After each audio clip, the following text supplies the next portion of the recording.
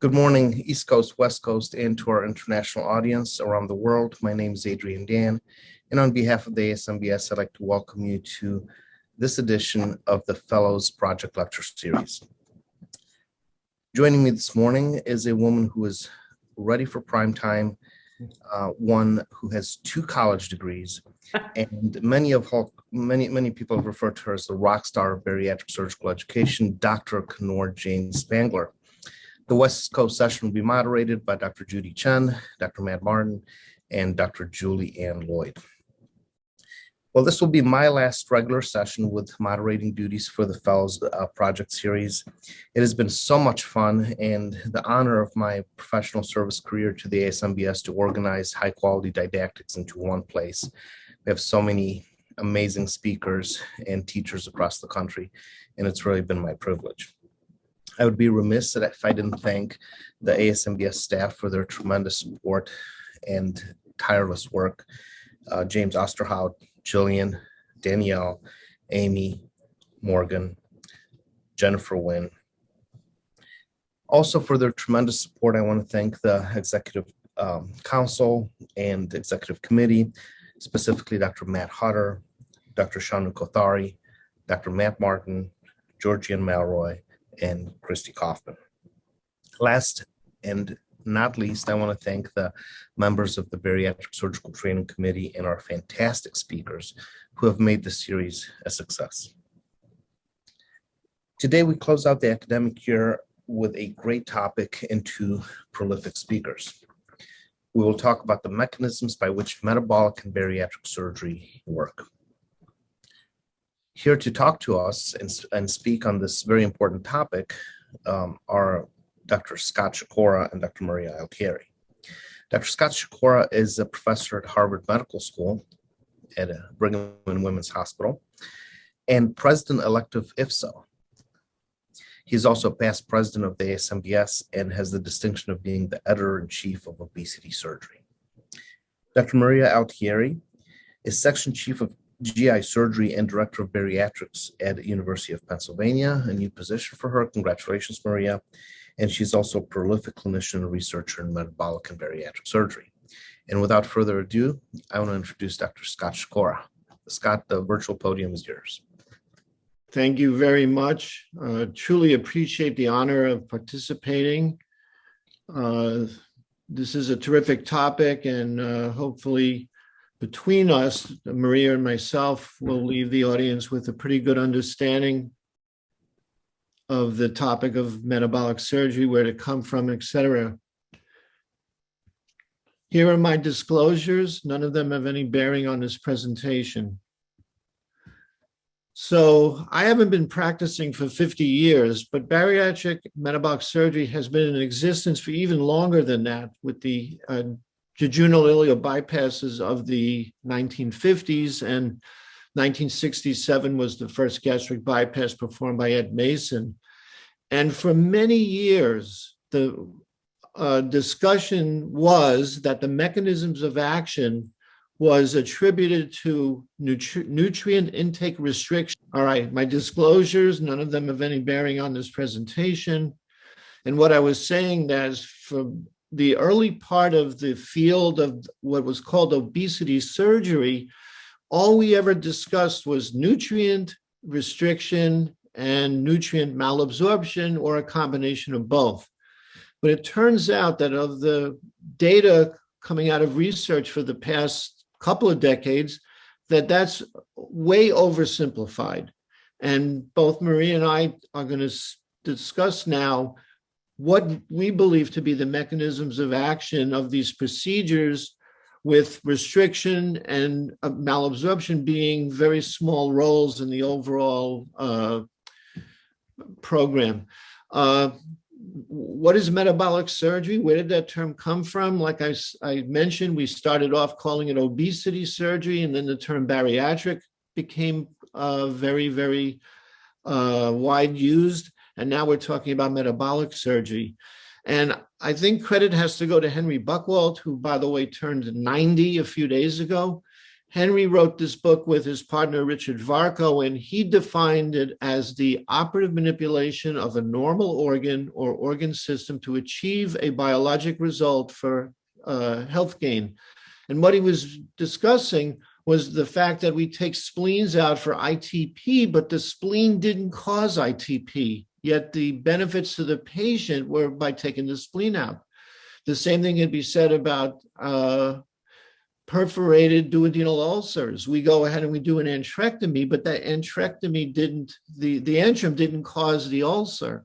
And lastly, and probably the best example of metabolic surgery is bariatric surgery. We go and we do a gastric bypass for someone who has the comorbid conditions of obesity, but it wasn't the stomach that caused the problem in the first place. So that's sort of a global view of metabolic surgery. And what are the results of the surgery? Very briefly, because I'm sure everybody knows them and can recite them with their eyes closed in their sleep. Meaningful and sustainable weight loss, dramatic improvements of the comorbid conditions associated with obesity, but most importantly, the reduction in the rates of development of conditions such as cancer, such as heart disease, diabetes. And of course, if we make people healthier and we get weight off them and all that, quality of life and life expectancy both improve as well. So anyway, for so many years, we were locked into discussing restriction and malabsorption, or in this case, hypoabsorption. Restriction meaning you have a small gastric pouch, so you can't eat much.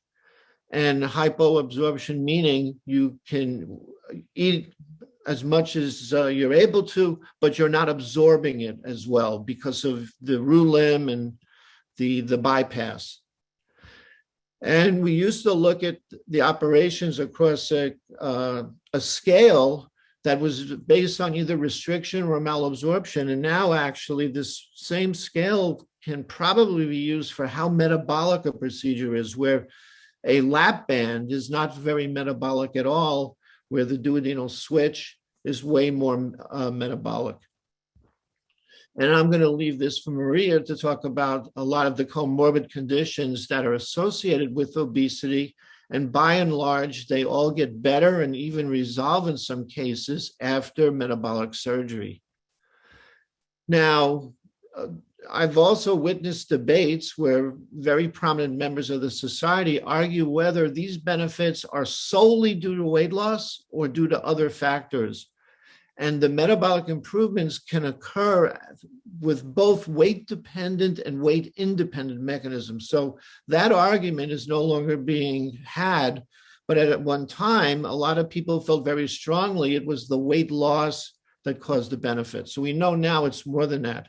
And we should have known that longer than this, because this is the seminal paper on diabetes by Walter Porres in 1995. So it's a while. The study was done a while ago, but what I wanted to point out here is if you look at the black box, that's insulin, this line is glucose. And as you could see that even one day after surgery, insulin levels dramatically fall, glucose levels fall, yet the patient hasn't lost any weight yet. So this is just another example where at least some of the mechanism of action of these procedures is weight independent. Now, we have to start back and look at people who don't have surgery. What influences food intake? And it's a number of factors. And the reason I show this is because these factors are in play with bariatric surgery.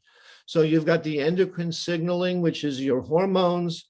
You have the nutrients being eaten, ketone bodies, the vagus nerve, which we'll discuss a little bit more, GI motility, bile acid metabolism, and the microbiome itself. And I think these last two are becoming increasingly more interesting as more data and more science is being done with them. And there may be a lot of the etiology of metabolic surgery locked in these last two categories. Now, what we have learned, metabolic surgery causes changes in food preference. So people eat less because of the change in preference. Their appetite's reduced.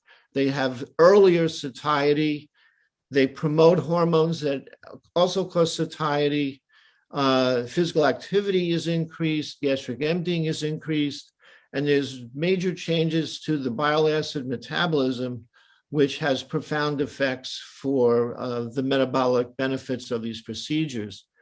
This is not a complete list of the hormones involved. The list is dramatically longer than this. And a lot of these hormones, we still have no idea what they even do. So I think that even though we've developed understandings of GLP-1 and ghrelin and some of the others, I think we have a long way to go before we truly understand the hormone influences on food intake and overall metabolism.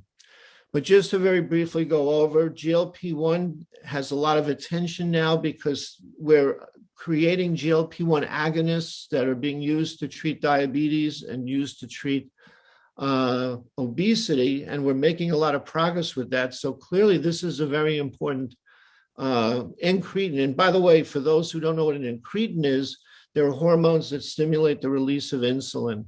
And as you can see, GLP-1 has a number of other functions. In addition to stimulating insulin, it suppresses glucagon, it reduces appetite, and it increases beta cell mass, which makes one think that the reactive hypoglycemia and the other issues with low blood sugar after gastric bypass might be due to GLP-1 and its effect on the beta cell mass. PYY is called peptide YY. It's secreted in the L cells throughout the GI tract and usually in response to a meal, and it too reduces appetite and intake, and it may ameliorate insulin resistance.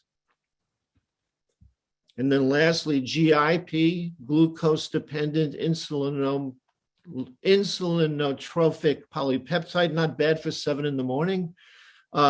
Stimulates the release of insulin, stimulates lipoprotein lipase activity, and inhibits gastric secretion. So as you can see, these incretins, only 3 of how many we don't even know, have all of these functions and all of them beneficial. Now, I've always liked this study because it demonstrates the difference between surgery and non-surgery in the response to meals with the release of these incretins. And this was work done by Carel LaRue, and he looked at 4 groups of patients.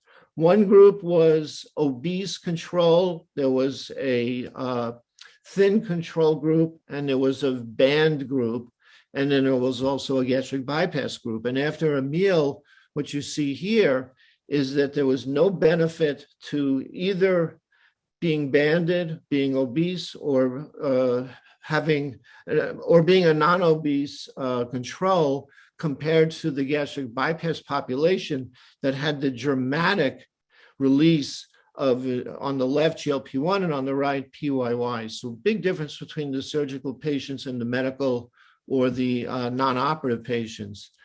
Now, that work was criticized, saying, yeah, but there's a different diet between patients that have surgery and patients that don't. Maybe all this was the diet. And this paper by Leferrier basically disputes that, because what she did was she took a group of patients that lost weight on a diet and took a group of patients that were 1 month out from gastric bypass that had pretty much the same weight loss. They weighed the same amount and they were placed on the exact same diet. Yet, despite the fact that they were very similar groups, the release of GLP-1 was dramatically, almost 10 times greater from the bypass group to the medical group. The incretin effect was almost 50% for the bypass group and almost 10% for the medical group, clearly demonstrating that it wasn't diet that caused these differences. There's really something going on here. And everybody's familiar with the original work with ghrelin being an anti-satiety hormone. And what happens is prior to your meals, ghrelin goes way up, it causes hunger. And then after you eat, it goes back down. And this is the normal pattern we see in people on a daily basis. But this is the pattern we see with gastric bypass. And as you can see, the ghrelin is flat. It's not responsive to whether one has eaten or not eaten, and barely any ghrelin is released. Now, unfortunately, it's not that clear cut in that these studies with ghrelin come out with all different answers. So while we believe that ghrelin stimulates appetite and causes eating, there are some studies that would refute that, and we need to just keep that in mind. As far as sleeve gastrectomy, same story. The patient with the sleeve gastrectomy has a good part of their stomach removed. A lot of the ghrelin is made there. And when you compare the sleeve to another procedure like the band, the sleeve has a dramatically reduced amount of ghrelin being produced, whereas the band has essentially no effect. And just another slide looking at the ghrelin and leptin. Leptin is the opposite hormone to ghrelin. Ghrelin causes appetite and want to eat, and leptin causes the opposite. And as you reduce BMI, the ghrelin level goes up. And when you reduce BMI, the leptin levels drop, which is what one would expect. So we used to talk about the 5 mechanisms of action of the gastric bypass, and I have to give Lee Kaplan credit for being one of the first people to present it at a meeting. And he talked about the benefits of the small pouch, the narrow anastomosis, the roux limb, the excluded fundus, and the vagus nerves as the 5 mechanisms of how a gastric bypass succeeds. Well, Penny actually put it together a little bit cleaner and called it the BRAVE mechanisms: bile flow, reduction in gastric size by the small pouch, anatomical gut rearrangement, the roux limb, vagal manipulation, the vagotomy that many of us perform while we're doing gastric bypass, and then the hormones that we just went over. And the same group also spoke about the slimmer effects, which what you just saw in the previous slide with the BRAVE relates to satiety, lipid and cholesterol metabolism, release of incretins and glucose homeostasis, energy metabolism, the microbiota, and the endoplasmic reticulum stress. So this is just a more precise way of basically describing what Lee Kaplan described previously. Now, the vagus nerve doesn't get much attention because we don't do vagotomies for weight loss much anymore. It's the 10th cranial nerve. It is the longest nerve of the body. And in fact, what's interesting, it's really only one nerve, whereas most of the other cranial nerves are 2 nerves, a left and a right. The vagus is trunks of the same nerve. And it really is the information system of the brain to what is going on in the bowel. 80% of the fibers of the vagus nerve are afferent and send information up to the brain about the status of the GI tract as we consider eating versus starving. And if there's no food in the GI tract, its messages to the brain is, hey, you probably should eat. We're pretty empty down here. Whereas the opposite is true. If you had just eaten, the brain gets the message, you know what, you just eaten, you don't need to eat anymore, so stop eating. And that's the satiety. 20% of the vagus nerve fibers have other functions, such as pancreatic secretions, gastric motility, etc.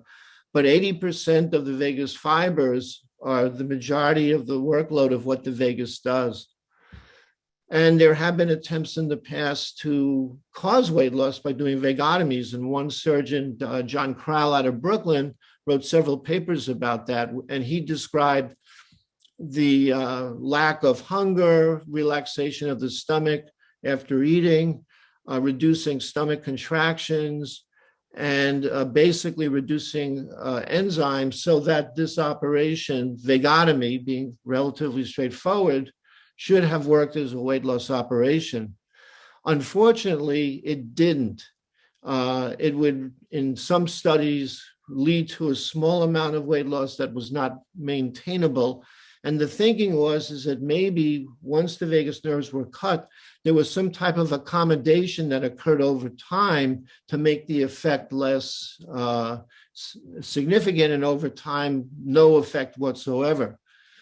I was fortunate to be involved with research with something called V-block, which was a reversible intermittent vagal nerve blocking procedure where we put electrodes on the vagus nerves at the GE junction, and the device was hooked to a pacemaker-like device that released an electrical charge into the electrodes and onto the vagus nerves, thereby shutting the nerves off. And the nerves would be kept in that state for about 10 to 14 hours a day, and then it would shut off and the nerves would recover. So we were able to eliminate the accommodation that occurred with constant 24 hours of blocking. And we actually did demonstrate significant weight loss compared to control. The red here is control, which actually had a pretty good response at 12 months for a medical study, but it was statistically significantly less than what we achieved with the intermittent vagal nerve blocking. And also what you could see is as we get closer to 24 months, the benefits of the placebo diet group were almost zero, and yet we maintained a reasonably good weight loss with the device. So the vagus nerve is an important player in metabolism and body weight. Now, the gut microbiome is something that about 10 years ago I never heard of. And now all of a sudden you hear about it a lot. Obesity is associated with alterations in what is considered the normal gut microbiota composition. And metabolic surgery makes changes to it to put it back to a more normal appearance. And also has demonstrated that these metabolic surgical changes tend to be long-lasting and long-term. And they're all independent of body mass index, once again stating that this isn't a weight loss etiology. And this was very interesting in that they took a group of germ-free mice and colonized them with stool from bariatric surgery patients and demonstrated that these mice then lost weight. The same group took patients that were over 9 years out from gastric bypass and a group that was also over 9 years out from an operation called a vertical banded gastroplasty, which was essentially an entirely restrictive operation.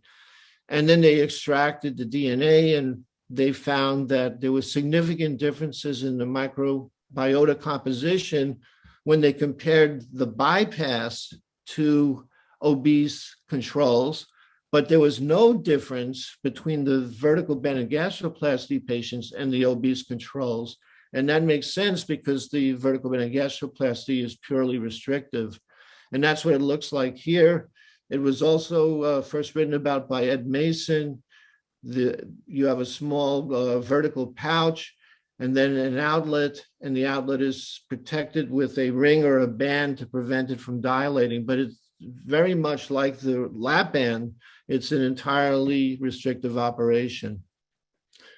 Well, I put this up because I tried and I spent hours looking through this paper. I tried to figure out what the heck these graphs were showing. I still don't know. So if you can interpret this, you're a better person than I am. Bile acid metabolism is becoming a more important player in all this, and something that may have a major role, in fact, in the benefits of metabolic surgery. And basically, it's signaling molecules that modulate a lot of the physiologic effects of surgery. And it's done through two receptors, FXR and TGR5. And after surgery, there is increase in the circulating levels of the bile acids. And in this systematic review, where they started with over 1,000 papers, ended up with 38 of them, they were able to confirm that the bile acids had a role in satiety, lipid and cholesterol metabolism, incretin release, glucose homeostasis, energy metabolism. They had a role on the gut microbiota and the endoplasmic reticulum stress after metabolic surgery. And the changes that are seen after metabolic surgery affect, as I just mentioned, all of these functions and they do so through the receptors FRX and TGR5. So in conclusion, metabolic surgery can achieve meaningful and sustainable weight loss along with improvement of the obesity-related conditions. The weight loss has always been assumed to be due to reduced intake or absorption, but we now know that's way too simplistic. And we're first, I think, scratching the surface of things like bile acids, microbiota, and other factors that I briefly mentioned. And these other factors contribute as much, if not more, to the benefits than the weight-dependent factors. And I hope that people got a lot out of this, and thank you once again for allowing me to participate. Dr. Shikora, that was a fantastic review of some of these mechanisms. And without further ado, we'll move along to Dr. Altieri's portion of the lecture. I'll give her a chance to load up her slides here. There we go. And of course, can you see this? Some of Dr. Pori's cartoons there. I'm sure they'll be heavily proud of your presentation. I certainly have used them myself. Dr. Altieri, go ahead and take it away. Good morning, Dr. Dan. Thank you so much. And yes, this I love Dr. Pori's cartoons as well. So I have a couple of them. I try not to flood my presentation with them, but they're lovely. First of all, I wanted to just thank the organizers and the committee and for the opportunity to give this talk, and specifically to Dr. Dan and also to Dr. Kunoor Jain-Spangler for the opportunity. So I titled my talk, Bariatric Surgery Mechanism of Action, How the Gut Talks to the Brain. Just a brief introduction, Maria Altieri. This is actually my first day in my new position, as Dr. Dan pointed out. So I apologize, I'm not in my office. I don't even know where my office is yet, but I'm excited to give this inaugural talk on my first day. I have no relevant disclosures. I do some coaching for the Academy of Surgical Coaching, but that will not have any impact on this talk.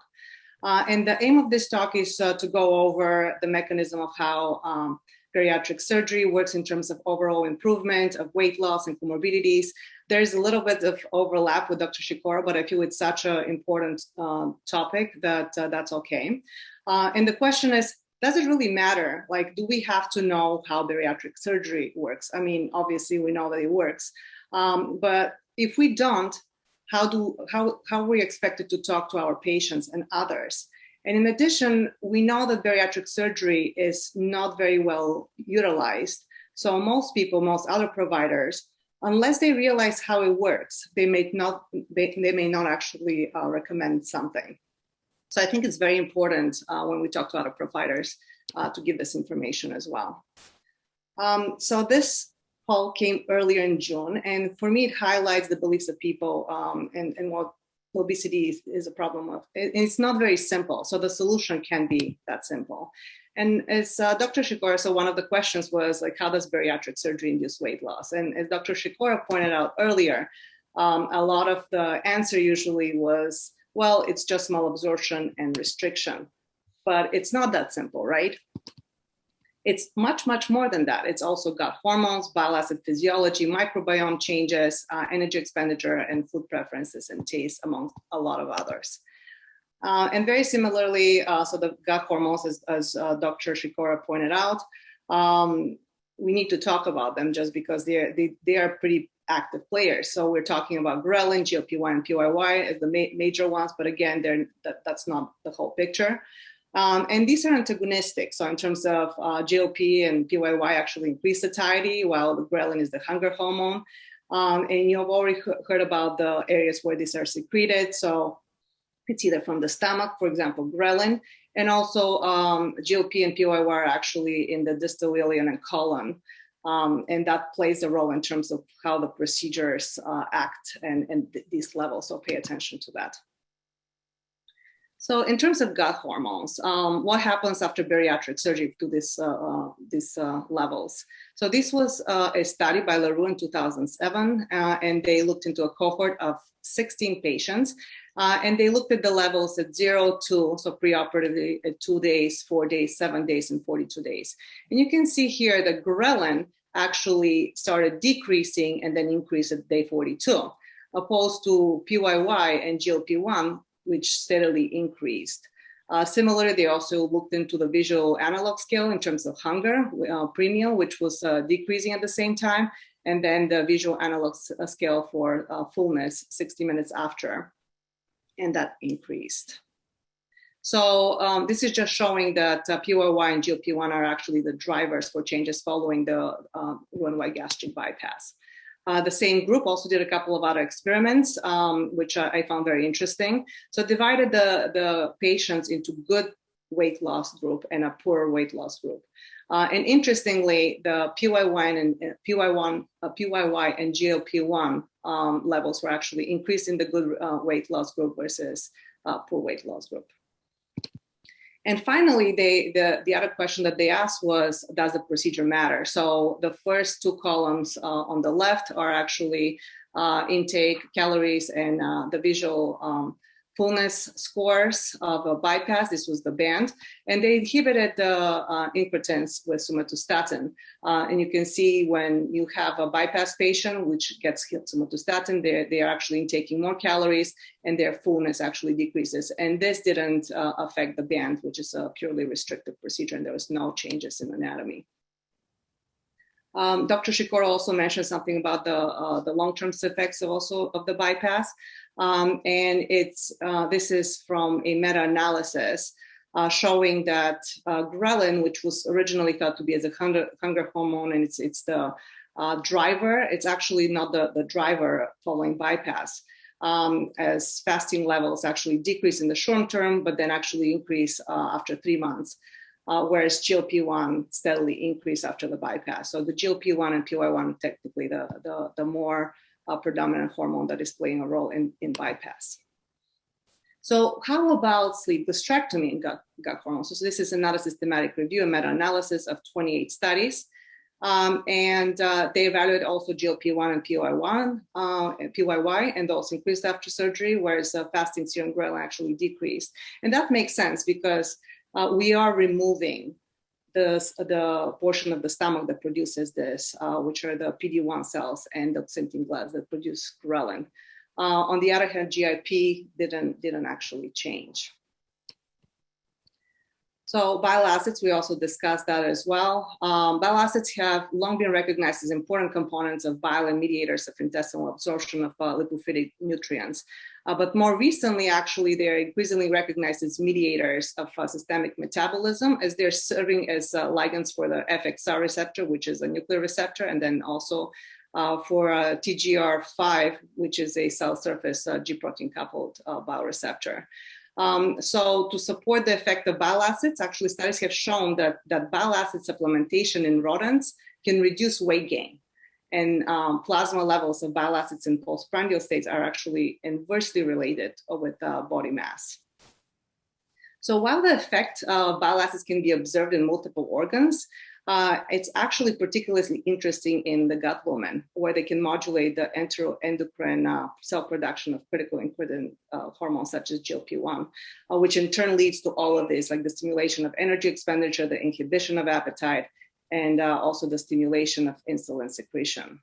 On the other hand, the actual effects of FXR are not very well known.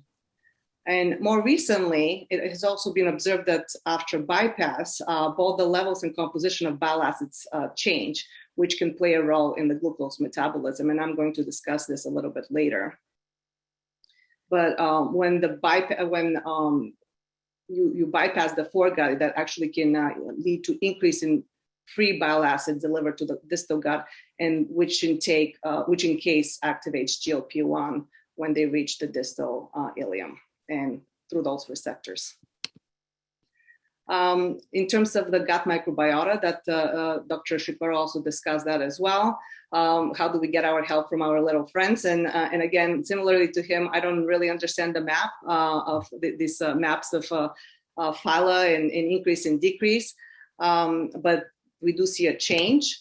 And I'm going to skip this just because that's the same study that he discussed already of how transplantation of gut microbiota actually leads to decreased weight.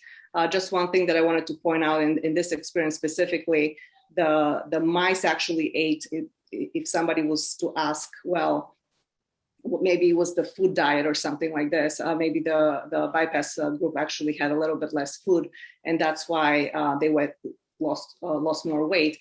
Well, they actually ate more. But how does that happen?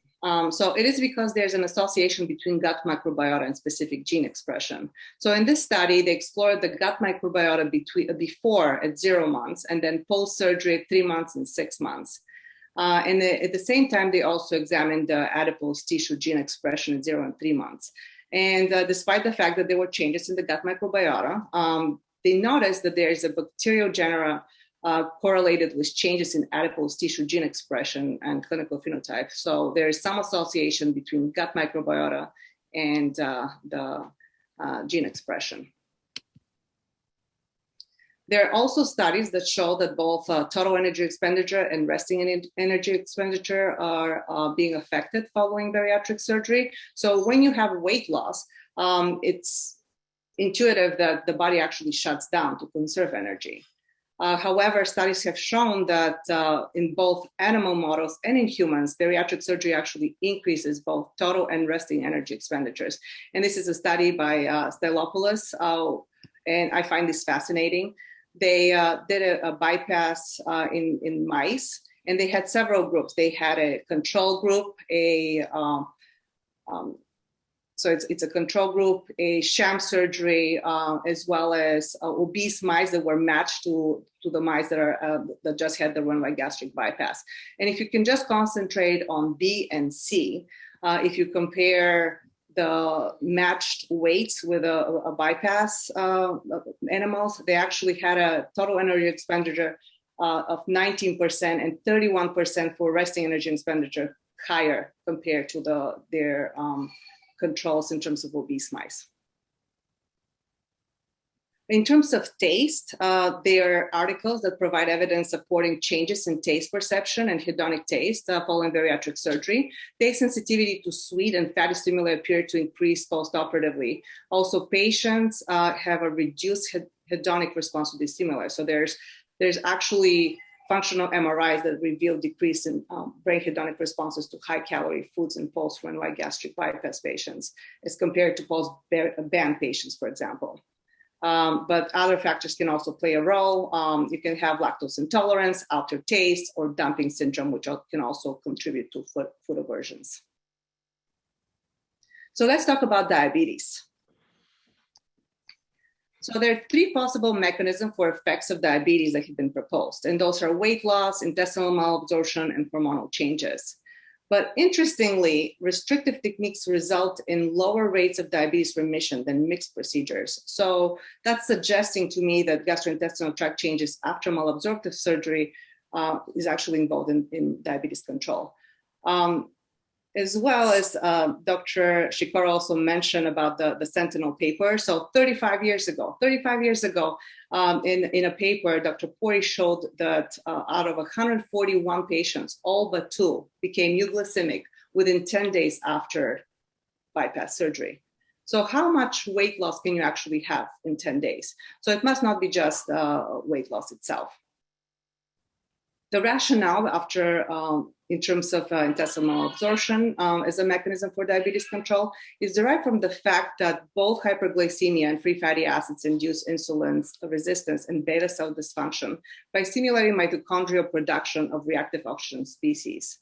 Therefore, in theory, by limiting the area over which nutrients are absorbed, there is less absorption of both glucose and fat, leading to a reduction of the production of these reactive oxygen species and improved beta cell function and insulin sensitivity. And finally, we're talking about hormonal changes. And these are some of the same hormonal changes that we also discussed in terms of weight loss. So the incretins are released from the gut into the bloodstream in response to ingestion of food. And then they modulate the insulin secretory response as well, which is called the incretin effect. And the incretin effect actually accounts for at least 50% of the total insulin secreted after oral glucose. So by definition, incretin hormones are insulinotropic, meaning that they induce insulin secretion at a usual physiological concentration seen in plasma after ingestion. And you might think that this is actually a new concept, but the concept of incretins has been at least a century old. Subsequently, it has been demonstrated, like a lot of studies have been done in terms of GLP-1 and GIP, and it's been shown that it's mostly GLP-1 that's the driver. There is this study, which I found interesting as well. It's how anatomy actually can change and lead to incretin secretion.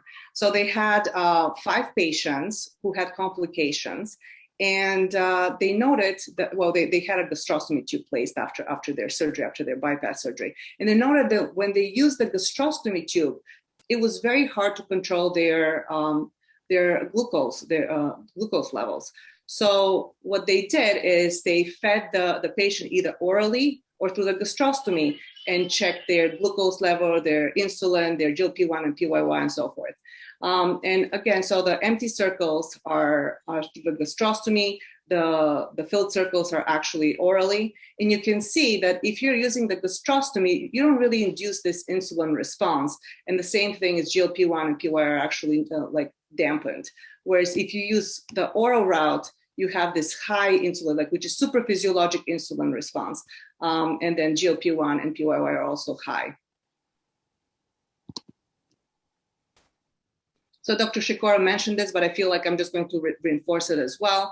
In terms of GLP-1, it stimulates glucose-dependent insulin secretion, increases somatostatin, inhibits glucagon secretion, gastric emptying, gastric acid secretion, reduces food intake after both the intracerebral ventricular or peripheral administration. GLP doesn't do as much as it only reduces the beta cell apoptosis. So I think that's why the effects are not as significant. This is just to show that GLP-1, and it has also a GLP-2 incretin, which mostly acts on the intestinal level. And so this slide actually summarizes all the mechanism and modification of main gastrointestinal hormones that were involved in type 2 diabetes resolution after surgery. So there are several mechanisms that have been proposed to explain the metabolic improvement after bariatric surgery. However, since each bariatric procedure doesn't involve the same gastrointestinal tract modification, it has been suggested that each procedure acts by means of different mechanisms to achieve type 2 diabetes resolution, including differential shifts in gastrointestinal hormone levels as well. So for the first 2 procedures, for the bypass and BPD, the exclusion of the duodenum and also the proximal jejunum would inhibit this anti-incretin signaling, which is, by the way, known as the Forga hypothesis. And this kind of remodeling also reduces the time of nutrients to transit to the distal jejunum, which could also imply that early activation of the incretin effect, which is the L cells, which increase the GLP-1 and PY1 and syntomodulin as well. And this is known actually as the hindgut hypothesis. Incretins such as GLP-1, PY1, and syntomodulin improve pancreatic insulin secretion, reduce glucagon release. So if we look into sleeve gastrectomy, on the other hand, we are removing the portion of the stomach that that produces ghrelin. So ghrelin levels here decrease, and they are also postulating that increased transit time of food down to the distal ileum actually activates PY1 and GLP-1. So that explains the mechanisms in sleeve gastrectomy. So in terms of obstructive sleep apnea, so an important risk factor for sleep apnea is obesity, and prevalence of obstructive sleep apnea among obese individuals is high and correlates with increased BMI. So as you previously heard, in severely obese individuals, the prevalence ranges between 55% to 100%. So there's this meta-analysis that shows the correlation as well. Of many studies, the BMI decreased by 17% from 55 to 37, so still significantly obese. And there's a decrease of the apnea-hypopnea index by 38%, but majority of the patients actually ended up with an AHI of about 15. So they were moderately sleep apnea. So on a multivariate logistic regression, they actually showed that younger age and also weight less than 100 predicted resolution. While the mechanism of action on effects of obstructive sleep apnea by bariatric surgery is actually still investigated, in 2012, there was a proposed mechanism, and Dr. Shikora actually mentioned this, is the BRAVE effect, which is the bile flow alteration, the reduction of gastric size, anatomical gut rearrangement and altered flow of nutrients, vagal manipulation, and then the enteric gut hormones. And these all result in improvement in insulin resistant, adipokines, cytokines, and also decrease in systemic inflammation, which in turn leads to obstructive sleep apnea resolution. So in terms of hypertension, we know that a decrease of 1% in body weight can lead to decrease of 1 millimeter mercury in systolic blood pressure and 2 millimeter mercury in diastolic blood pressure. So there's this strong association between weight loss and blood pressure. And although hypertension improvement after bariatric surgery could be attributed to hemodynamic changes and decreased intra-abdominal pressure, it is likely that several other factors may play a role. So for example, insulin resistance is associated with renal sodium reabsorption and increased sympathetic tone. So if you improve insulin resistance, you technically will have decreased sodium reabsorption, improved sympathetic tone. Another factor that may play influence is inflammation, which can actually cause arterial stiffness. And some small mechanistic studies show that this modulation is attributable to a reduction in perivascular adipocyte inflammation in lean healthy subjects. The perivascular adipose tissue exerts anticontractile effects on adjacent small arteries, which is lost in patients with obesity, probably because of inflammation. Thus, by reversing the inflammation, bariatric surgery can contribute to the restoration of normal anticontractile activity. And finally, of course, hormones. That has been shown that gut hormones can be involved in sodium and water handling of the kidneys as well. So this is just another diagram of how obesity can lead to hypertension. So bariatric surgery can potentially interact in all of these levels. And bariatric surgery induces several metabolic improvements, including resolution of type 2 diabetes, improvement of lipid metabolism, insulin resistance, reduction in visceral fat, and subclinical endothelial dysfunction, inflammation reduction, and functional improvements as well, such as reduction of hypertension, of sympathetic overactivity, of left and right ventricular hypertrophy, which can explain protective effects towards the cardiovascular disease. And this is a great illustration of how bariatric surgery can lead to prevention of major adverse cardiac events as well, by acting on either reduced inflammation, weight loss, cardiovascular performance, organ damage, and metabolism. So I just wanted to conclude to just say it's not as simple, the mechanisms of action of bariatric surgery is bariatric surgery actually works through many mechanisms. It is important to know these in order to explain to others, our patients and other healthcare providers. And with that, I just wanted to say thank you. And my last words are the fellows. It's 1 month until you guys actually graduate from fellowship, so congratulations. I hope you really enjoyed this journey. And please feel free to contact me if you have any questions, and good luck to all of you. Awesome. Wow. Thank you both so much. Those were fantastic lectures. I'm sure we're going to have a lot of questions. We have one in the Q&A already. If there are any other questions, please feel free to drop them in there. what are our thoughts collectively? I'll start with you, Dr. Altieri, and then move to you, Dr. Shikora. Should our patients be routinely taking probiotics after surgery? So I still recommend that to my patients. The science behind it, I think that we're still kind of weighing in.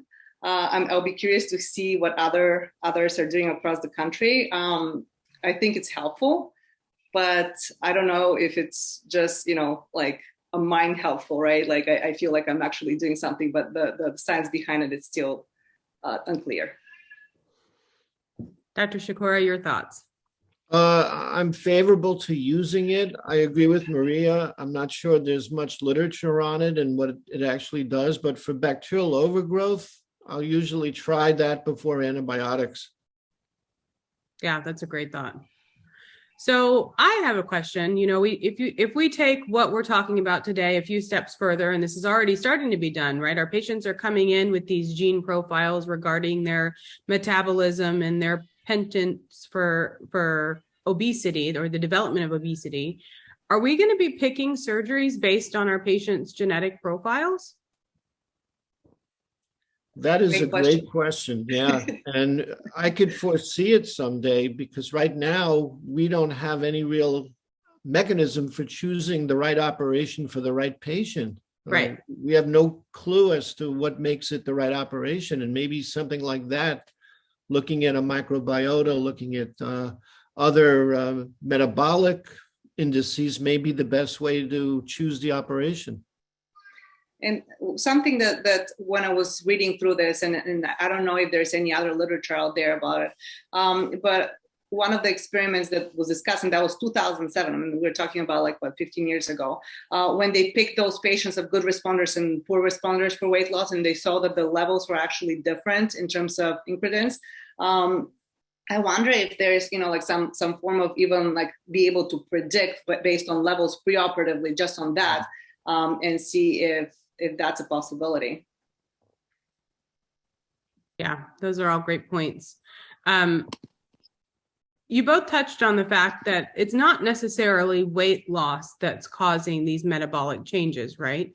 So is weight loss just another beneficial effect of metabolic surgery, along with the reduction in blood pressure? Are we measuring the wrong endpoint here? Well, it's hard to say, because weight loss could be both. On one hand, it could be a result of the metabolic processes we've just discussed, but on the other hand, it may also drive some of these processes. I know, and I won't mention a name, but there's a very prominent bariatrician in our organization, a very well-regarded researcher, who feels very strongly most of the benefit is weight loss. I think it's both, right? It has to be both. It kind of I feel like, yeah, some of these effects happen before the weight loss, but weight loss is essentially the driver, and kind of the how can I say this? It's basically prolongs the effects and keeps the effects of this. And there are some consequences of obesity that weight loss does improve, such as joint pain, GERD, which you really can't put a metabolic spin on. Yeah, that's a great point. Talk to me a little bit about cancer prevention. Why and how are we helping prevent cancer? Because we know we are, but I don't think we really know the mechanisms behind that very well yet. When I look at the literature, I'm still a little bit lost as to how what we're doing is truly affecting the development of cancer. Well, I feel like obesity is associated with a lot of cancer risk.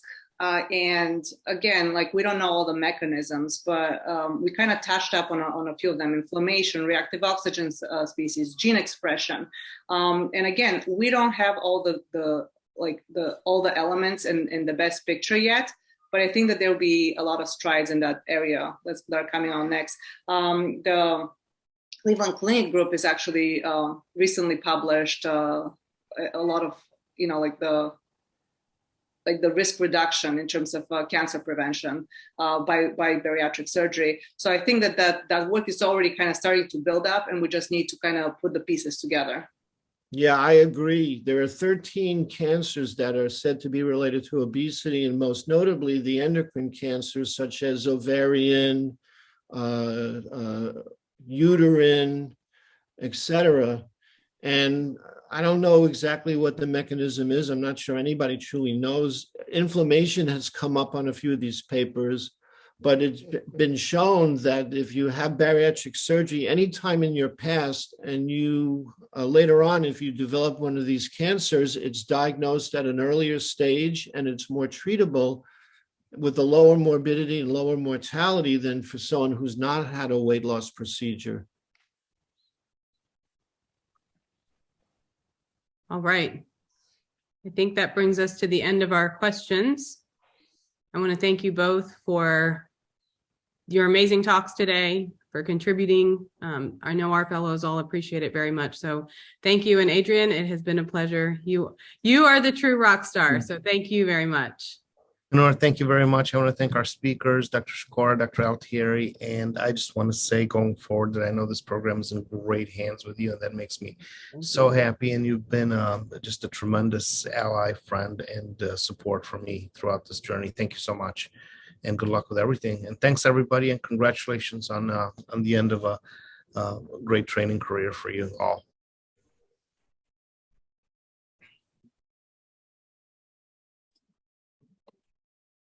Excellent. All right. I'd like to start by thanking again both of our speakers for two very, very good talks. I think, we're all in this field because we believe in how effective bariatric surgery can be, but there's so much that we still don't understand. I guess my first question I would address to both of you guys while we're receiving some from all of our participants. But, I love the BRAVE acronym, because I think that really highlights all of the different ways in which bariatric surgery works. But if I understand, both the sleeve and the gastric bypass could potentially be causing changes in bile and in the bile acid flow.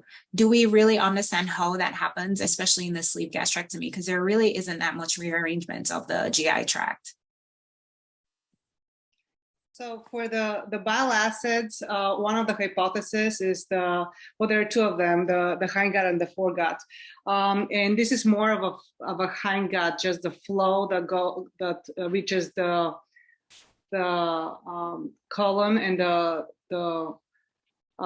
distal bowel basically is faster. And so that increases the incretin effect and through all those receptors, the bile acids, etc. So that's the hindgut. Again, I'm sorry, my kids are screaming in the background, so I apologize.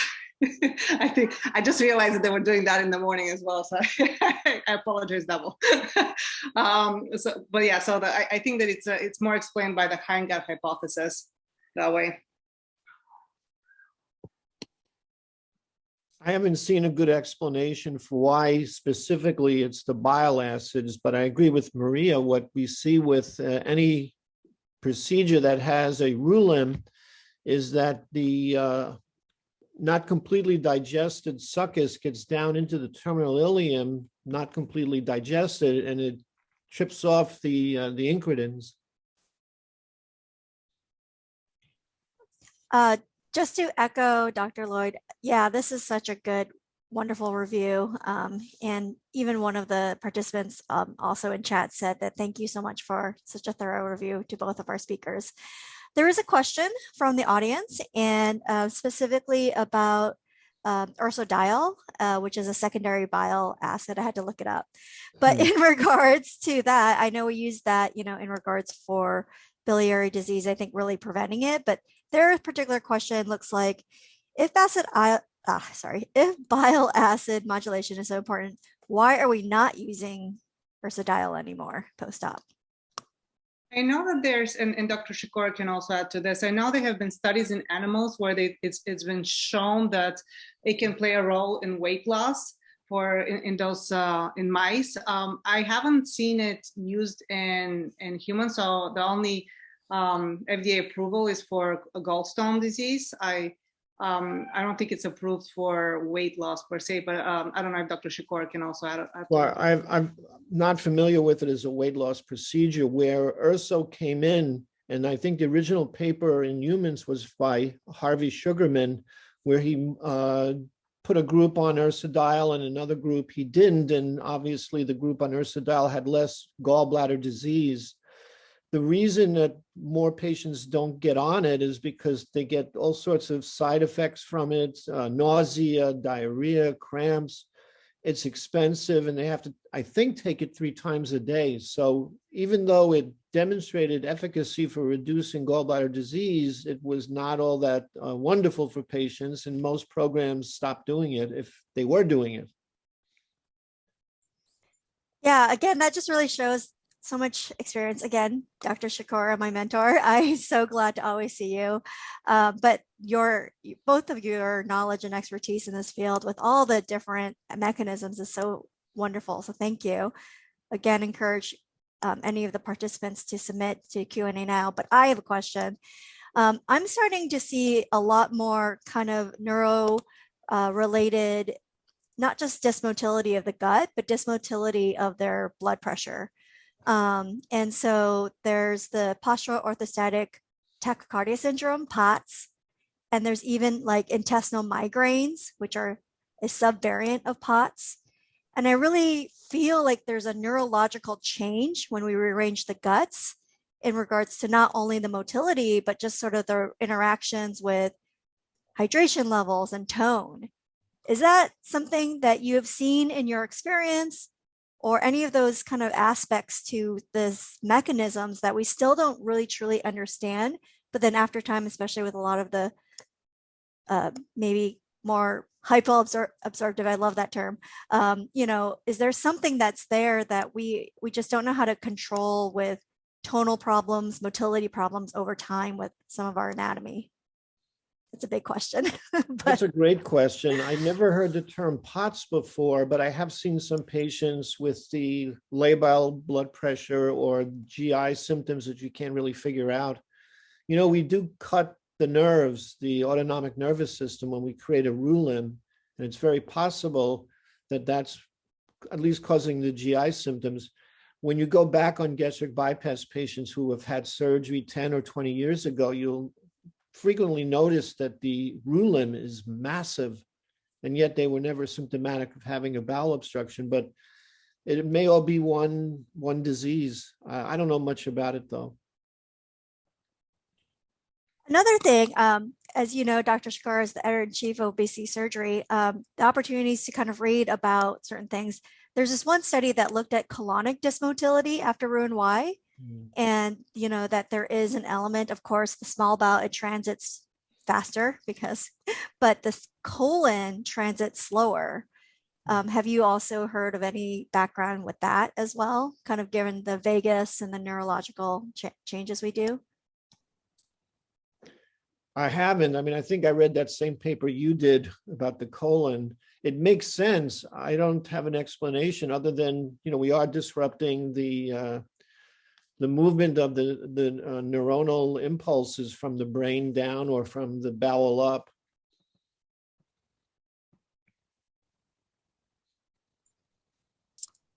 It's funny, Judy, while you were just talking about all of that, it even brought to mind about SIBO. I feel like sometimes in our gastric bypass patients, they'll have or suffer from all these different intestinal issues that we just don't really understand. So it sounds like there's a lot more that we still need to discover about the mechanisms. I would ask you guys, though, given the wealth of knowledge that you have, where do you think the field is going, and what kind of advice would you give to one of the fellows who might be really interested in doing some of this research? Well, as far as where I think the field is going, obviously medications are getting better and more efficacious. We're seeing results we never imagined several years ago.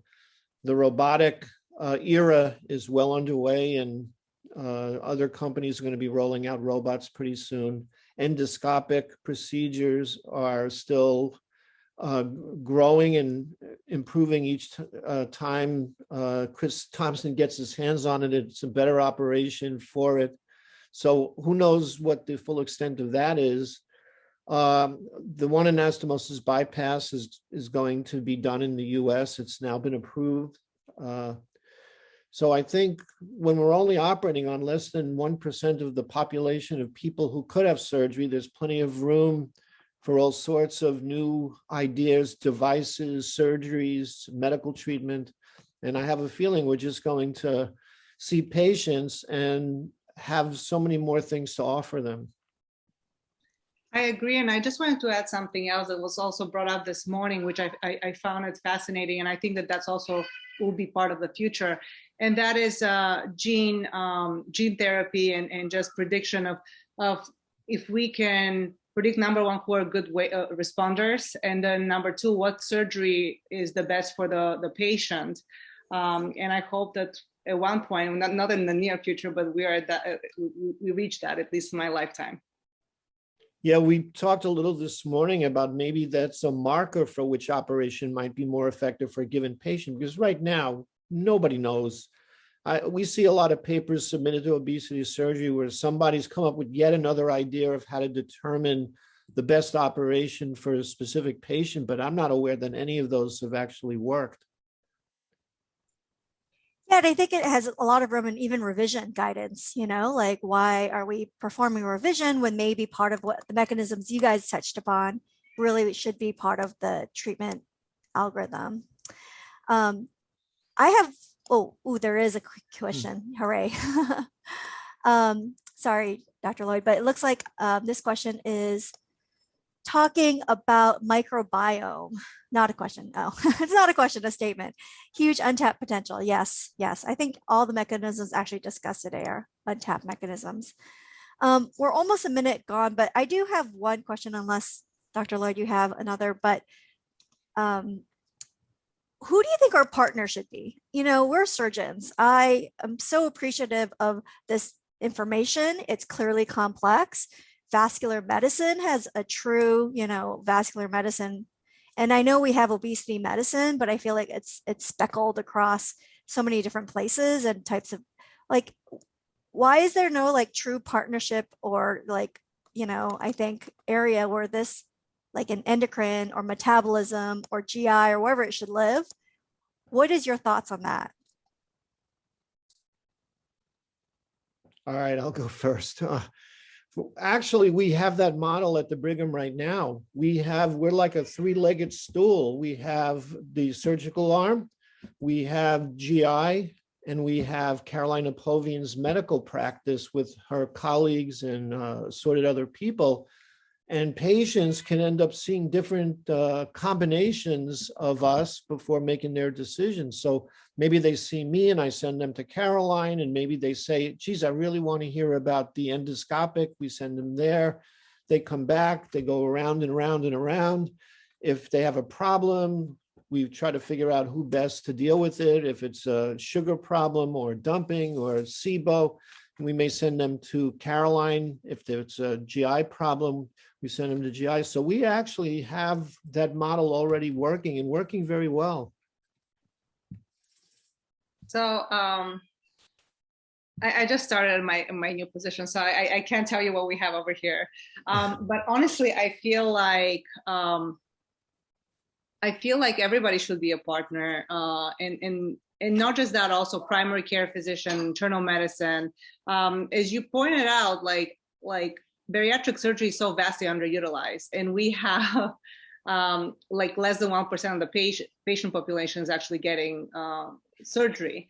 And it's a little upsetting when, you know, like you see, like in Eastern North Carolina, I had patients that literally will come in on wheelchairs with their oxygen tank in the back. And it's like, almost like, why is this patient coming to my office now, instead of, you know, like 5-10 years ago, they potentially were actually a good candidate for bariatric surgery. So I feel like we should be partnering with everyone. And in terms of, you know, like, again, like choices of whether it should be endoscopic treatment, medicine, et cetera, like that can be a patient discussion, but the surgery, that discussion about surgery should have been initiated a lot like at the beginning, basically. Yeah, that's a very good point. One of the programs in the Boston area, they went and surveyed all their primary care docs who had a BMI calculation on their Epic or their medical records, and less than half of them did.